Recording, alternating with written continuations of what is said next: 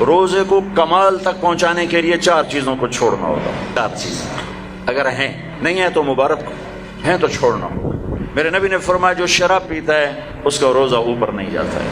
تو اگر کسی کو عادت ہے توبہ کر.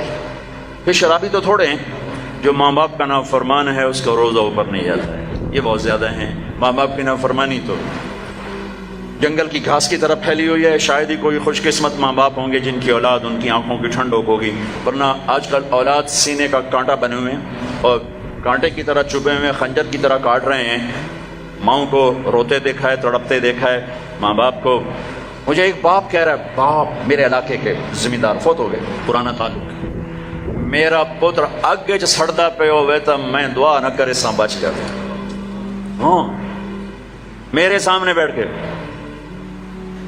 کہ مولانا صاحب وہ دی ماں بھی آندی ہے جا اگے سڑدا پہ اسی تو میں نہ اکسان اللہ سائیں میرے پتر نو بچا. تو ماں باپ کی نافرمانی یہ روزے کو نہیں پورے دین کو روک دیتی ہے، پورے دین کو روک دیتی ہے. صرف روزہ نہیں ہے، پورا دین رک جاتا ہے.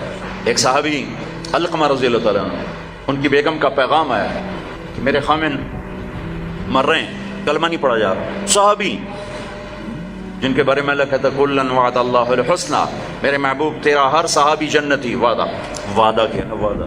ان کی خطائیں معاف، یہ نہیں کون سے گناہ نہیں ہوئے تو ہم نے معاف کر دیا، آپ کی توفیل معاف کر دی. تو آپ دوڑے ہوئے گئے، کہا بیٹا کلمہ پڑھو.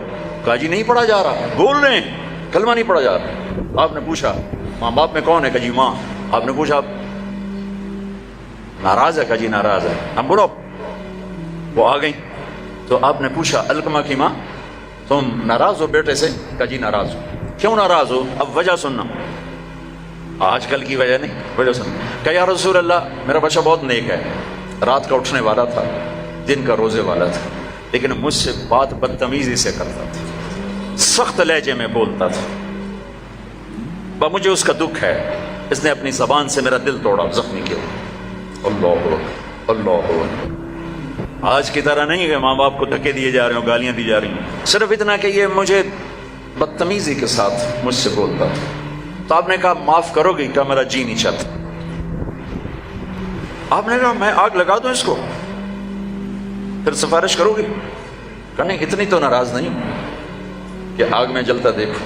کہ پھر اگر تو نے اسے معاف نہ کیا تو اللہ اسے آگ میں جلا دے گا.